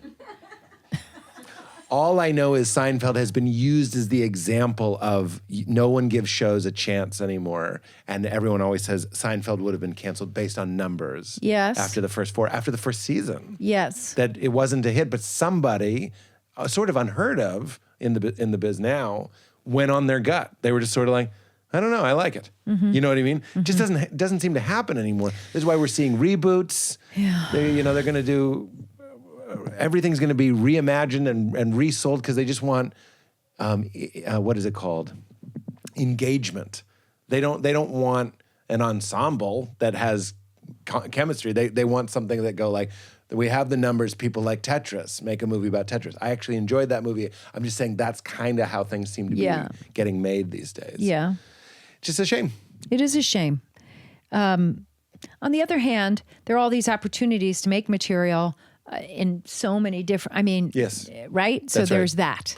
You could make the pilot of Seinfeld with iPhones now. You know what I mean? Yeah. Yeah. Right. Which is, we take it for granted, but you could edit it in your phone and get it at a similar quality Yes, yeah. as a pilot in the 90s. Yeah. It's just a question of somehow breaking through the noise. When did it start to feel clear that it was a hit for you? Is there a moment when you were like, I think we're onto something? Well, I'll tell you, it sort of slowly, sort of slowly crept up on us. But I will say, also, by the way, I had both of my children during this time, so my focus was majorly split. It really was, you know. And I had these, and I brought the babies to work with me, and I had a nursery set up, and so I had a foot in both worlds. Yeah. Very firmly planted. Was that helpful? Because here's a kind of a skyrockety. Yeah, I think in retrospect it was. reality-shifting Yes, thing. I think it was. It was a grand reminder of the significance of the priorities of life. That's right. Don't believe this. I mean, isn't that a risk? I've heard your perspective on work, and I think it's beautiful. It's just what I do. Get over it. It's okay. It's a privilege. It's a joy. But let's not take ourselves too seriously. Yes. Would you? I mean, Is that how I feel? I do. yeah. Yes. Wouldn't you? I mean, I see it eating at people. You mentioned substance abuse. I mean, like, there's a lot of like the only good feeling is being at the top, and anything else is death. So we're gonna bang out the best and keep delivering, and then in the between times we're gonna do cocaine. Like, I think those things are related. 'Cause Yeah. it's intolerable. So having children, I can say for me, was like this beautiful wake up call to go like, oh, I've been under a spell. I see. That, Yeah. Oh, that's the meaning of life. Right. Got it. Right. Mm-hmm. Because they don't have any of that. We've learned Yeah. that being sparkly and special and shiny and funny, these are valuable things. I but they're remember just- when we were doing the very final episode of Seinfeld, and they had to put what are those things called, like big walls up on Bradford at the gates of the studio, because there were paparazzi and all sorts of people trying to get with a long lens pictures and video of who was coming onto the soundstage, who was going to be in the final episode. And I remember being shocked by that. Wow. I was like, seriously? Does anybody really give that much of a shit? So much and I will better, yeah. Yeah, I mean, so it much was better than you being like, of course, dressed like Carmen Sandiego. Of course, this is normal. No. I mean, I do remember thinking it. And then one time we were in New York. This is me and Jerry and Jason and Michael. We were all there, and because we had to shoot that Rolling Stone, we did a cover of Rolling Stone in which we were dressed like rock stars or whatever. And so then we thought after the shoot, we'd all go out to dinner, and we would sit on the sidewalk. They had outdoor seating at this one place on Columbus.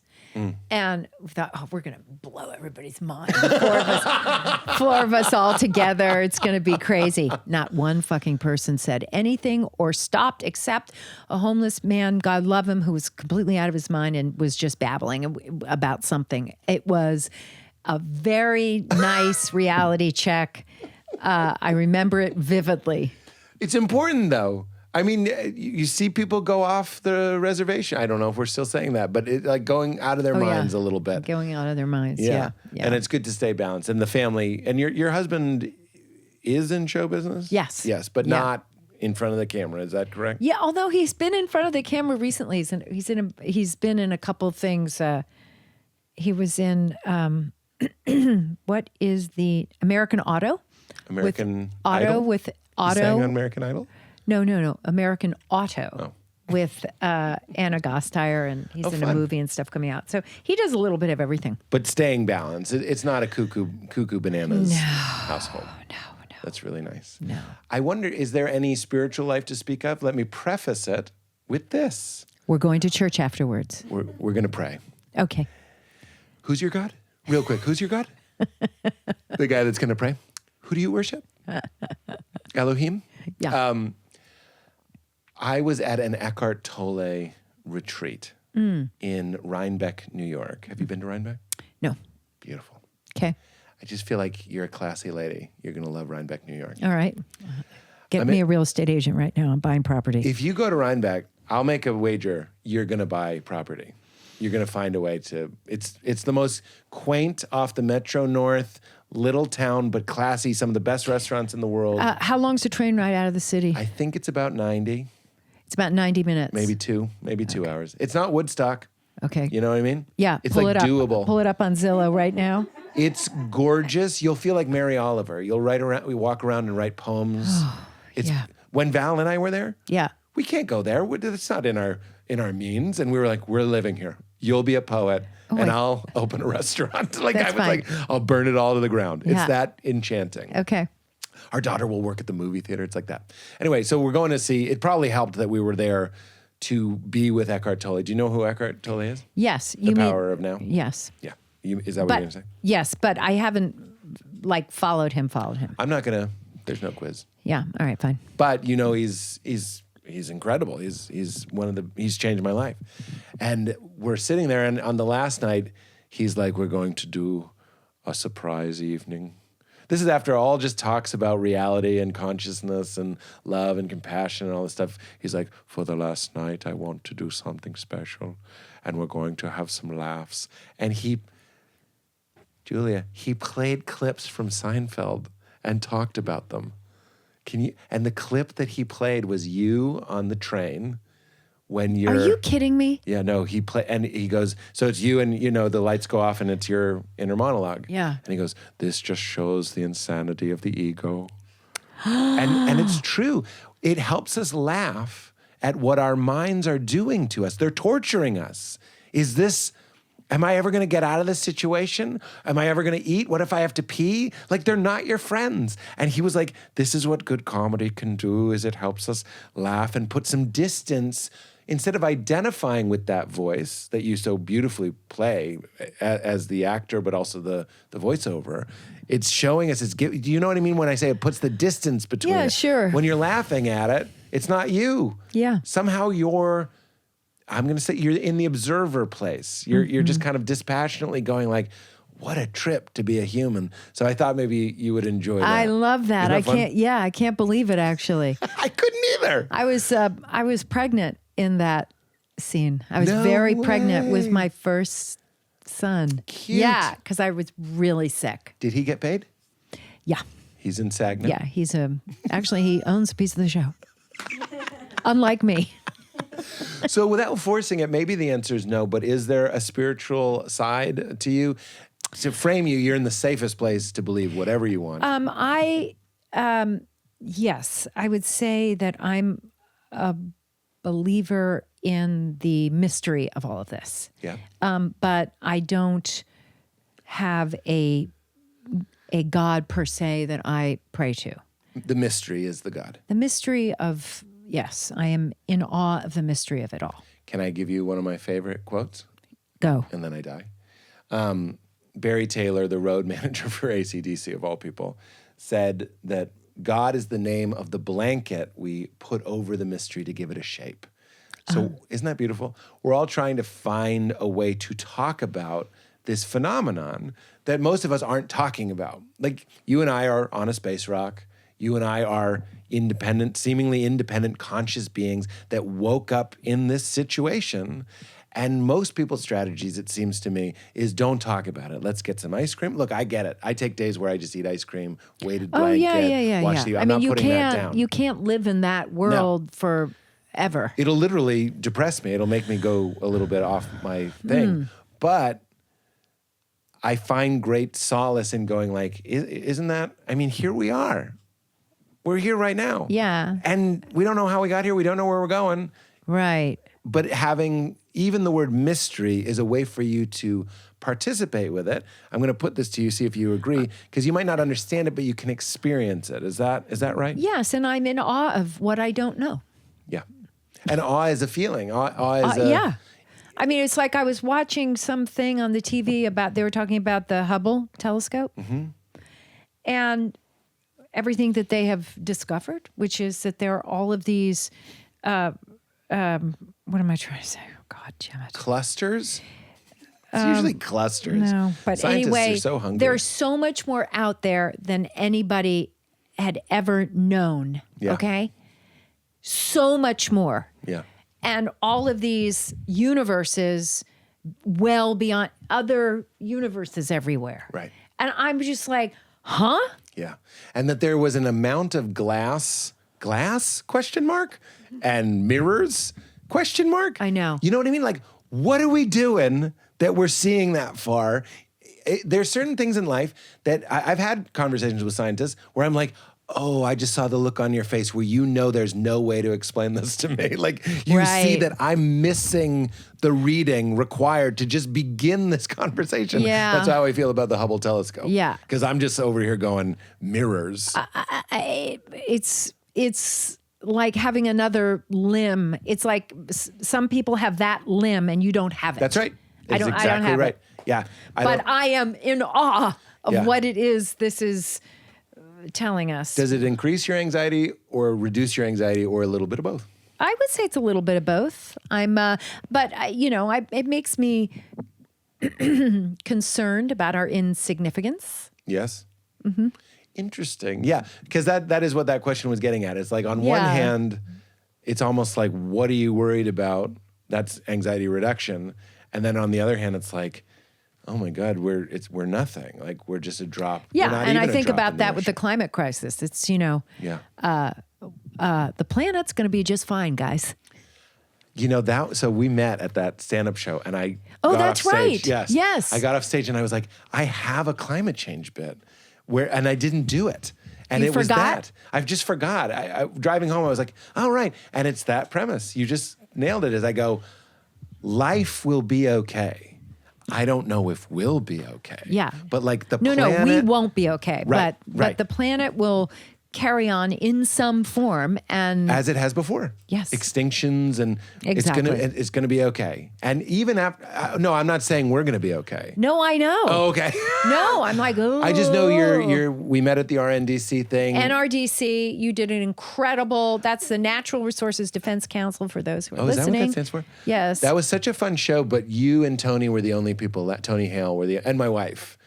I was only playing to you guys. Do you remember? Of course I do. Yeah. You were so fucking funny. That is so touching because no, it's not touching. It's true. You were hilarious. I got off stage and I was like, I went into a fugue state because it wasn't an ideal setup for comedy. It was outside. No, it was a bad setup. It was for a lot comedy. of very, very leisured, rich, powerful people in Sitting couches. In couches. It's not.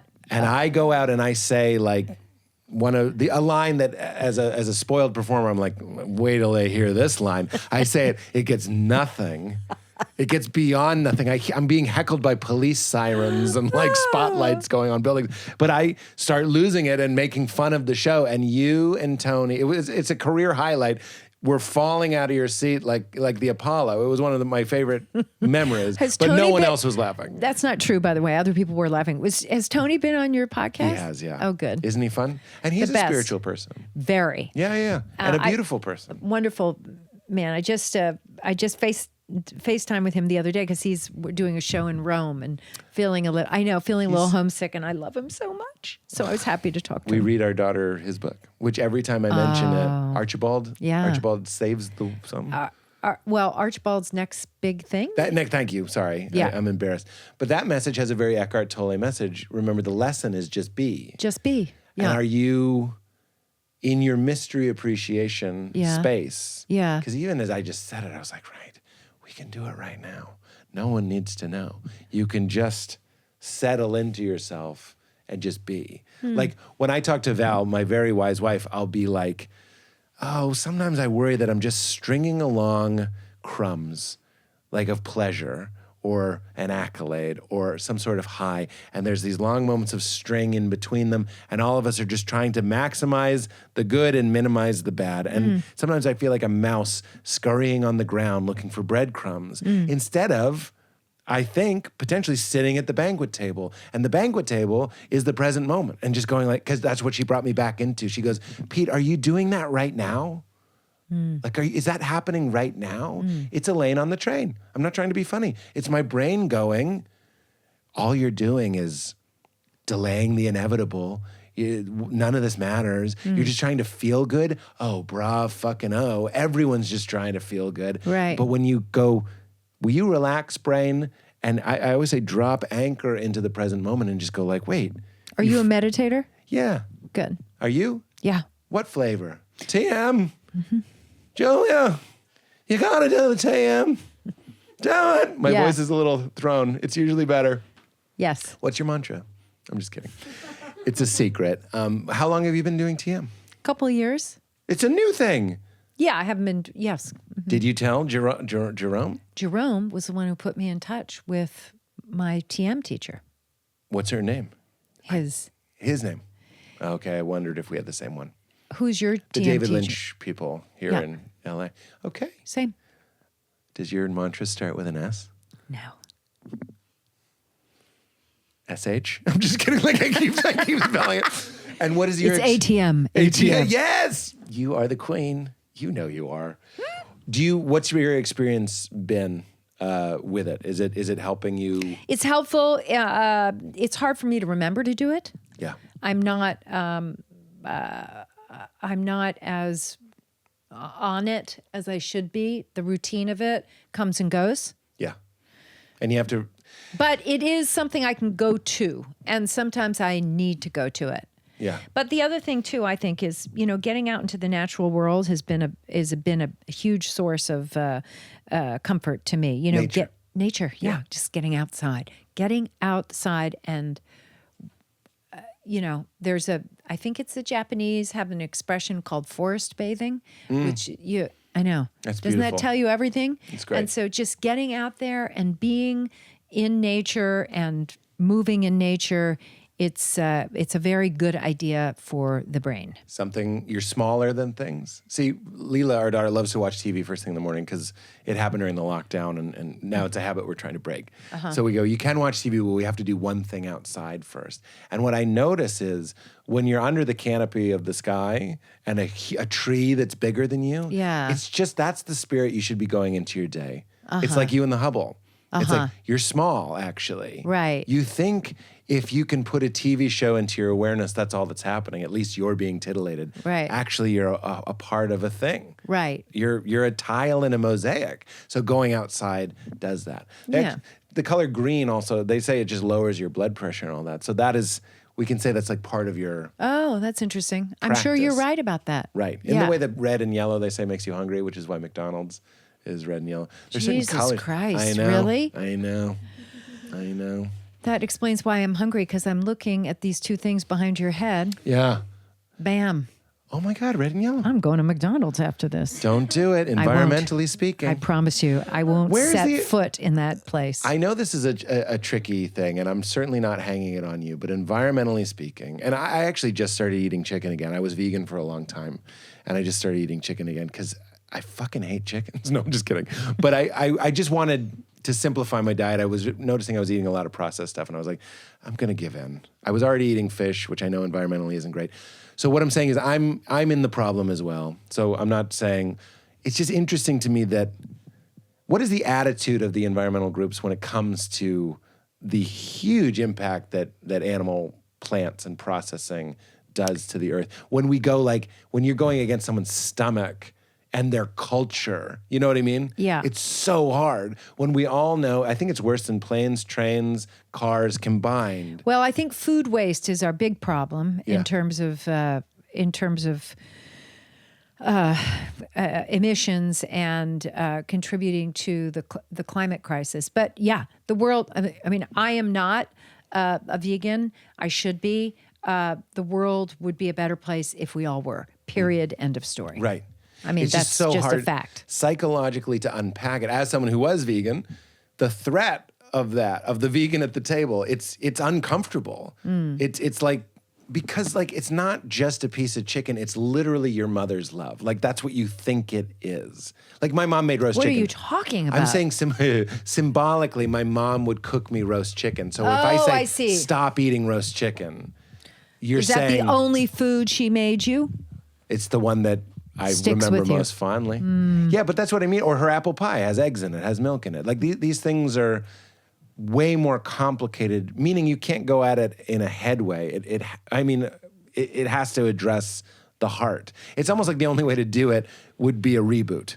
You know what I mean? Like Yeah. wipe everybody's memory and then be like, we've been vegan the whole time. And then be like, oh, your mom used to make you seitan or whatever it is. Right? I mean, Yeah. I'm sharing my own overwhelm because that seems like such a good solution. But at the same time, here we are. Have you ever almost died?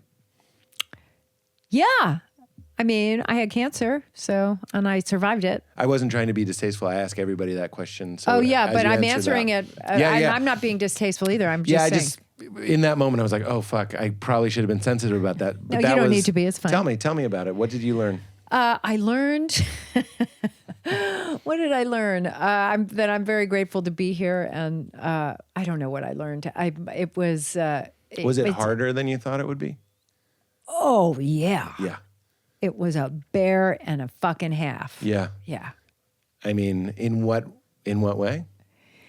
Well, I had to go through chemotherapy, and it was a wicked chemotherapy that made me really, really sick. Right. Yeah.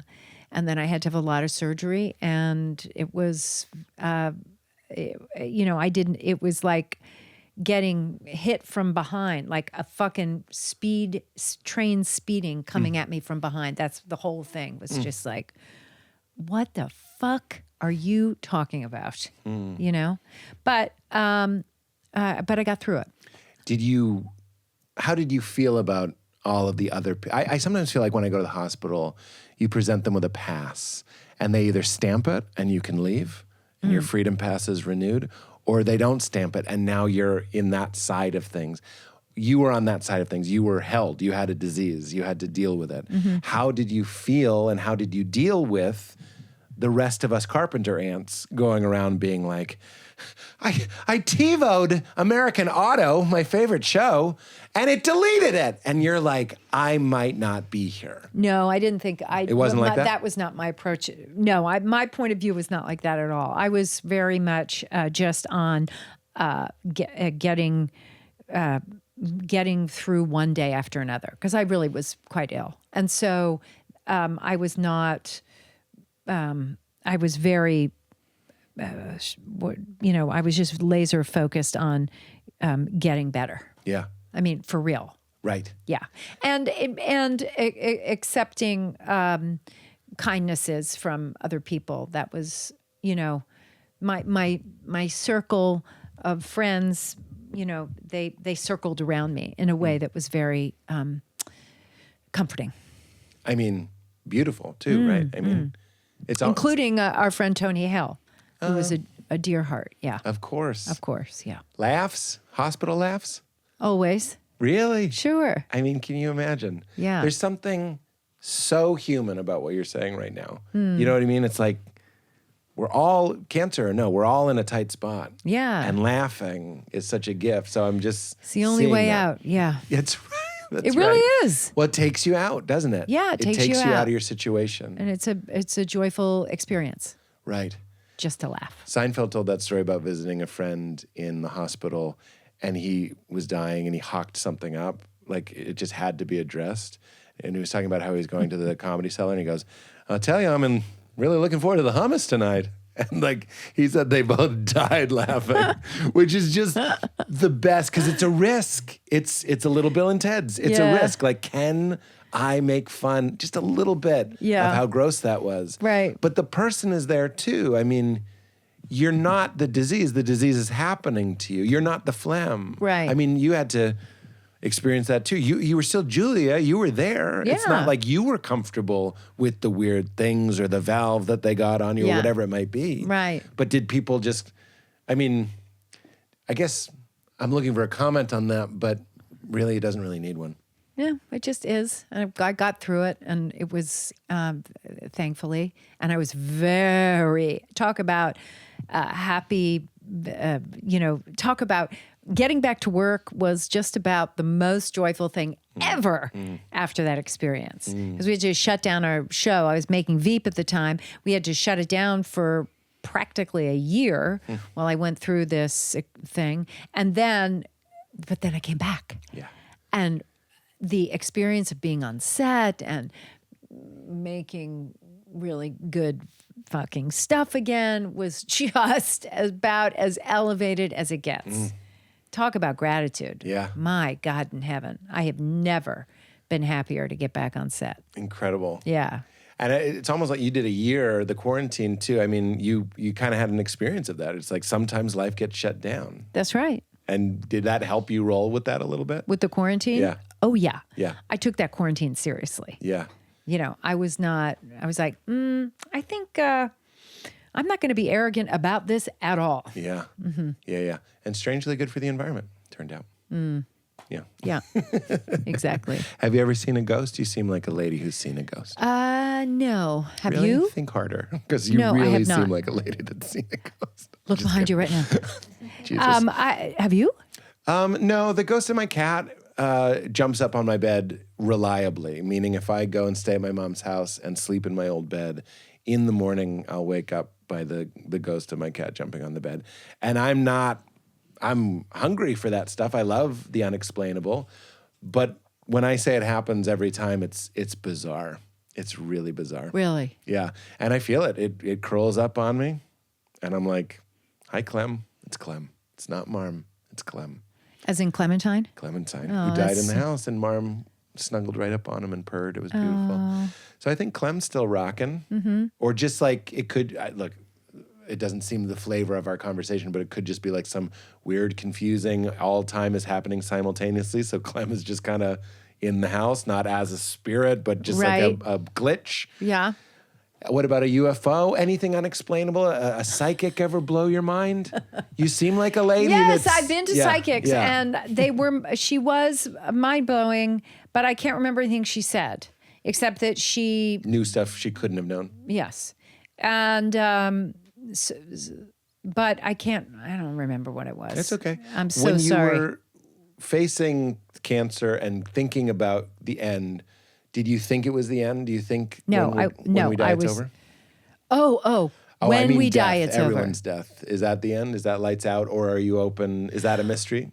That's a mystery, and it's, my father passed I actually lost my dad, and I also lost my sister within a year of each other, and I think I'm very much thinking that I'm not going to say they're around, but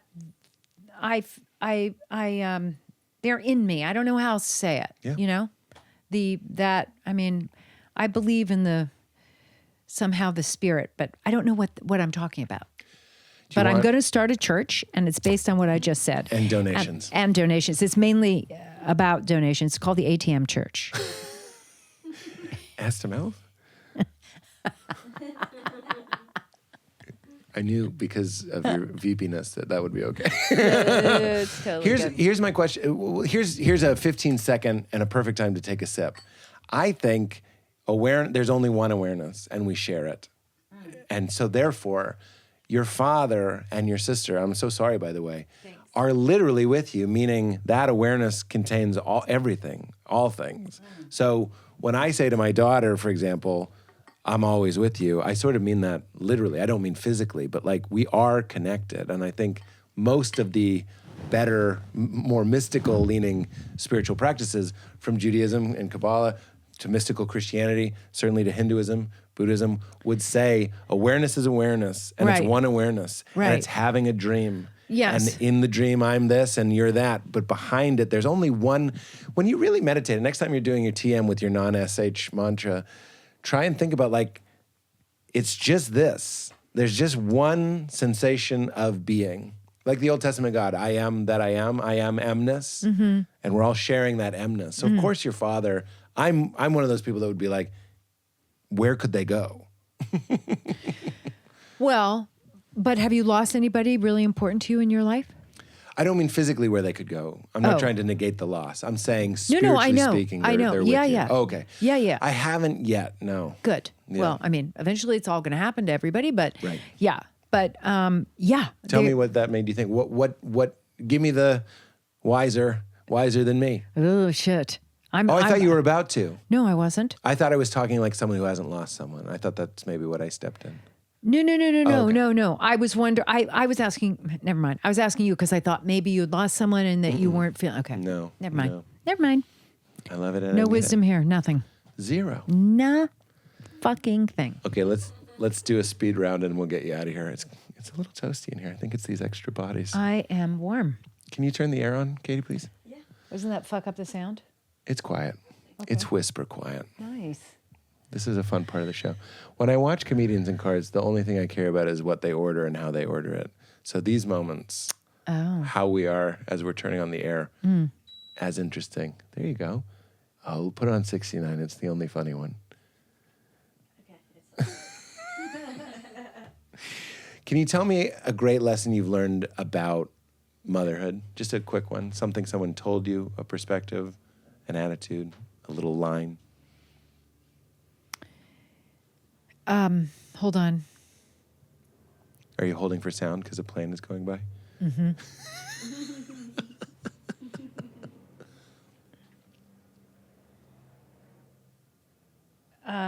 Well, I can tell you this. I can tell you that if I were giving myself advice as a young mother, the advice I would say is please relax. It's going to be fine. We need to hear. I'm going to tell Val that you said that. Yeah. Because we're over here going like, yeah, is Leela? Yeah, I know. Oh my God. What? Because Leela No. loses her shit a lot. She had a full meltdown because one kid said that swing is higher than that one, and she said no, it's not. And I'm with her, by the way. That kid's wrong. what about show business? Is there a mantra that's carried you through show business that did you well? It doesn't even have to be a clean line, just the greatest lesson you've learned or a lesson that you've learned about navigating this. It could even be what we've already said. I would say it would be to trust your instincts, When you're performing, generally speaking. generally speaking. Because that brings me to acting. What's something you try to hold in your mind or not hold in your mind when you're acting? Is there a great lesson someone's taught you about how to perform? Listen. Yeah. You got to listen. Hard to beat the great. But you really do have, and a lot of actors make that mistake. I've not listened, and there have been a lot of times where I'd had to go like, can you just be here? Like, just Yeah. please? Yeah. Because, sometimes we're just trying to remember our lines, and it can be a real bummer. Yeah. But that's where my wound, growing up in a household where I didn't necessarily feel recognized, helps. Because I'm going like, and it helps in stand-up. It's like, I need everyone, let's lock in. And that's the gift. Yes. You know what I mean? Yes, yes. What yes. about acting, comedy, and I know you don't believe in a God, but some mystery, the great lesson you've learned about the mystery. I mean, we're both doing it right now. What do you carry with you when it comes to not freaking out that we're here and we don't know what's going on?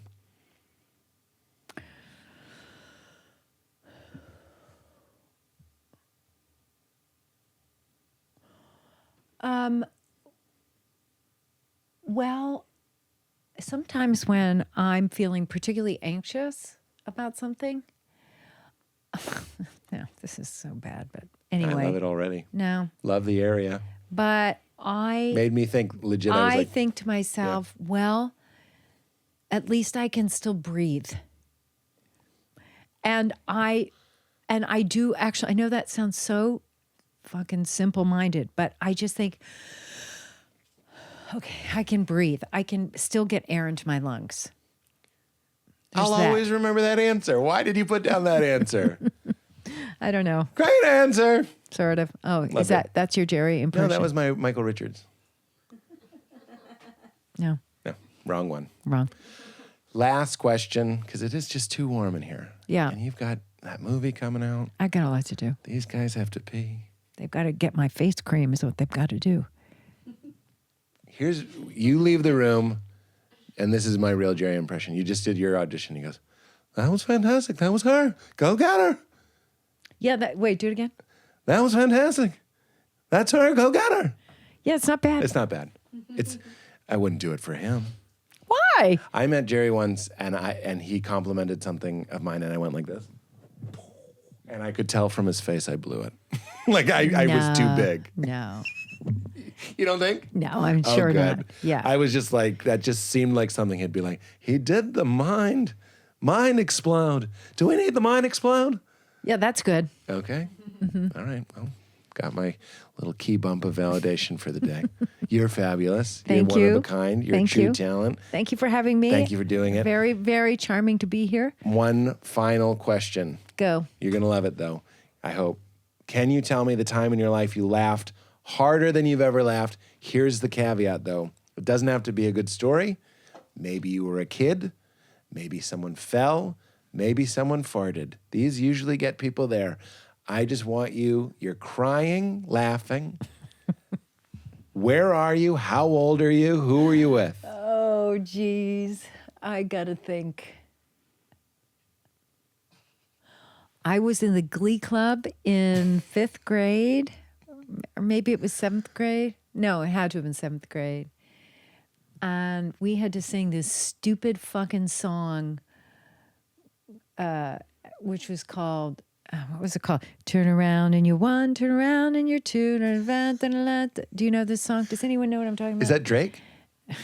I can't remember what it was, but it was like singing about children aging and around, and you're a young woman walking out of the door, something like It's like that. a reimagining of Sunrise So Sunset. it sort of, and I was standing next to my friend, and we were supposed to sing it straight, and we got into so much trouble because I was doubled over. It was the stupidest song. We just sang it for this huge recital with all the parents, and I couldn't get through it, and it was really bad. Because of the stupidness of the song, or just the pressure, or just the like forbiddenness No, of the laugh? forbidden. First of all, it was stupid. Yeah. I didn't want to sing it. Yes. She didn't either. It was just an asshole song. And then we had to sing it seriously in front of all the parents and the teachers, and we were forbidden from laughing. Yes. Please. That's all you need. That's all you need. Singing, To be forbidden is unbelievable. singing and forbidden are often in the answer. It's often like church, Oh, really? singing. Yes, it has to be forbidden. Val, it reminds me of one where Val and I did this corporate gig. It was actually worse than a corporate. It was a private birthday party. Very sweet people. And the guy asked if I would stay and listen to his wife sing. No. Yes. No, you didn't. Yes. And I stayed. And look, What kind of music was she she singing? wanted to sing I Will Always Love You. Oh, no. And in her defense, I. yes, that's it. Yeah. They played the Dolly Parton version. The band played the wrong version. So in her defense, but Val and I are sitting there with this woman's family, and she's up there being like just kind of uncomfortable and off. And I was like, I can't wait to fart in the car. Not fart, but like laugh about this. But it's going to be incredible. But were you able to keep your shit together? Oh, I kept it together, yeah. Oh, good on you. Thank you. Yeah, it's the best acting I've ever done. It's like, that was good. That was very good. Wow. Because you know what? Even as I'm telling it, I like singing poorly, singing so vulnerable. I don't I can't fully get behind just like massacring this woman because I get it. I feel the same way about stuttering. I've never laughed at someone stuttering, making fun of a stutter. It's just too vulnerable. Oh, yeah. You know what I mean? Completely. Of course. Yeah, I'm not alone on that. Completely. Julia Louis, Yes. thank you. Pete, thank you. Thank you. So much for having me. Would you please keep it crispy is how we end. The guest says keep it crispy. All I can say, it doesn't mean anything. It's not a trap. It's just how we sign It feels off. like a trap. It's a trap. It's kind of a, Keep it crispy. Did I do it? you did it perfectly. What are these drinks? Oh, this is called Magic Mind. That was for you. Are you working today? Yeah. Drink well, this. I mean, I'm working right In now, fact, aren't I? Yeah, for sure. You should have drank it before the interview, to be honest. It was a little What lackluster. is it? It has a little bit of caffeine, 35 milligrams of caffeine. So it's got matcha, nootropics, vitamins that help you think. Yeah. And it has adaptogens that help you cope with stress. So the mix of the caffeine and the adaptogens give you this very even flow state. I love it. Really? I'll give you a bunch. You can take both of these. But if you're doing emails or work or tomorrow for your photo shoot, even just to like kind of stay alert, Yeah. I'll give you a bunch. Oh, how fabulous. I just Thank sent a you. bunch, name drop, just sent a bunch to Anne Lamott. Like, it's my thing.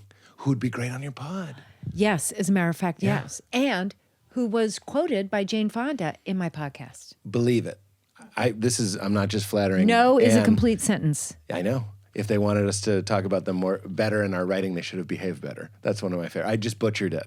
But when you write, I wrote a book, you write about your family, Yeah. and you tell the truth. And you're Yeah. like, do I have to Right. ask their permission? And Anne Lamott says, if they wanted you to write better about them, they should have behaved differently. Nice. And I'm like, ooh, she's fucking badass. Yeah, she's a I was just going badass. to say, I don't know if she's old enough, but wait until she's, I don't know. I don't know how old That's she like is. me. I feel like that's me she's being my like, age, is maybe. this? Yeah, I think so. You might have to wait. She has to may have to wait. But, do more stress less. Ooh, you I want- like this. Thank you so much. You want Magic Mind. And thank you so much. Thank you for having me. What a pleasure. pleasure. Let me give you a hug. Oh, yes, please. Oh, You thank truly you are so divine. much. Thank you. You made it